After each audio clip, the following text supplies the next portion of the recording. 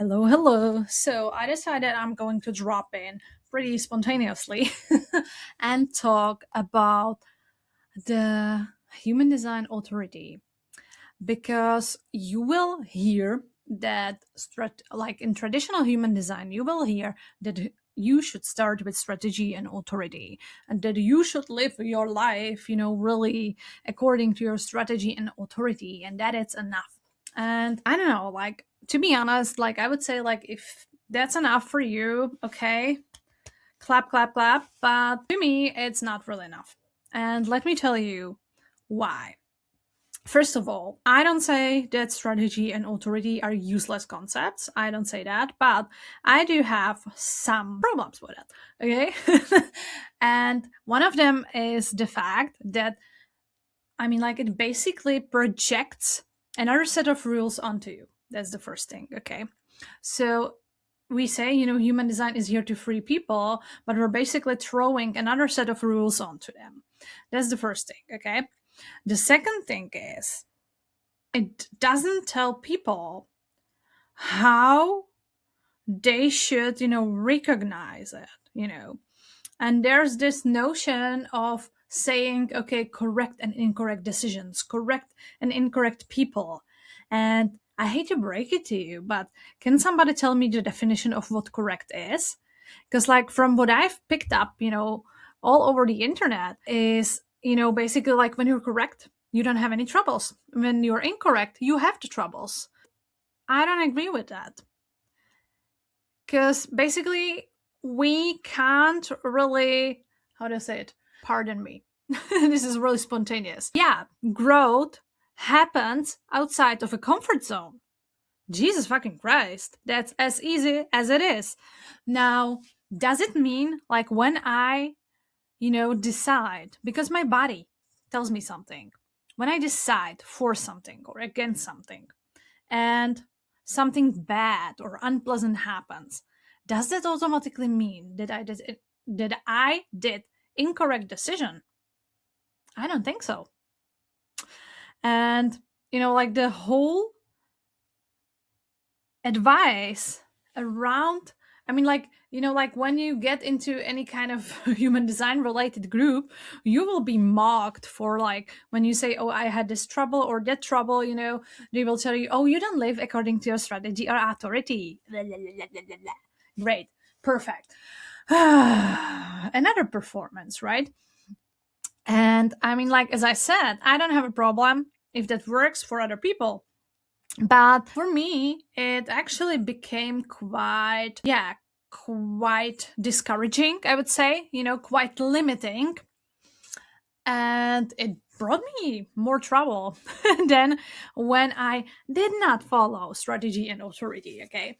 So, in case you didn't know, I'm a mental projector. It's being said, that mental projectors need to soundboard in order to make correct decisions. Okay. Correct is the important word.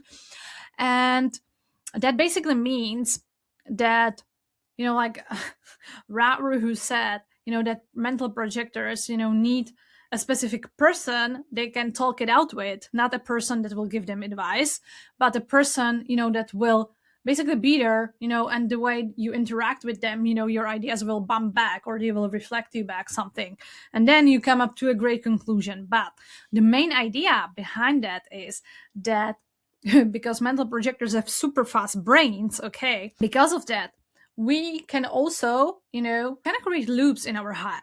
So when we actually start talking and start soundboarding, we turn off the switch, of our head, interfering most of the time, if it's not rehearsed, if it's really spontaneous. So, and that kind of practice, can help anyone. It can help anyone to turn off that endless mental loop. And from my own experience, like, I personally don't need to soundboard with other people. Why? Like, why on earth would I do that? Like, I basically, like, the biggest shift, for me was realizing, okay, when is my body giving me their signals? When am I overriding these signals with my head or with my fear? And, like, where do I actually need to talk this out? Because most of the times I don't. And I love this one sentence. Already, if you already know, there's no need for a decision. And I mean, like, this is especially important for people who have, like emotional authority, self projected, maybe, although that's not that bad, I would say. Lunar authority, mental authority, aka no, or environmental authority, depends, which sources you read. It is called sometimes it's called mental authority. Sometimes they say, well, you don't have any authority, so it's called no inner authority. I don't really care, And did I say lunar for reflectors? I think I said. So, and will authority, like ego projected, ego manifested authority as well. These are the authorities that don't give you an exact description of, you're gonna feel this aha in your gut as a, sacral generator. Or you're not gonna feel, the instant ping of your intuition, right? And I would say that if I have learned something throughout those years, it's that our bodies, especially the parts, where we are undefined or opened, that doesn't mean only our centers, but also, for example, undefined gates, etc. Okay, those places are actually for us to collect wisdom. And the question is, if we allow that wisdom to flourish or not, if we just say, oh, so, like, I'm a mental projector, so I'm gonna just talk it out, or I'm emotional manifester, so I'm just gonna, wait out till my emotional wave, goes up and down, and then I'm gonna, finally be able to decide. I don't subscribe to that, sorry. And if you've, ever felt limited by not only human design strategy or authority, but maybe even other parts of it, okay, please know that, for example, human design and strategy and authority were concepts that, came into place later. They weren't part of the original human design transmission. So there are already, interpretation of the actual mechanics, okay? And I don't say all interpretations are bad. I don't say they're all useless, but there is more nuance to them, okay?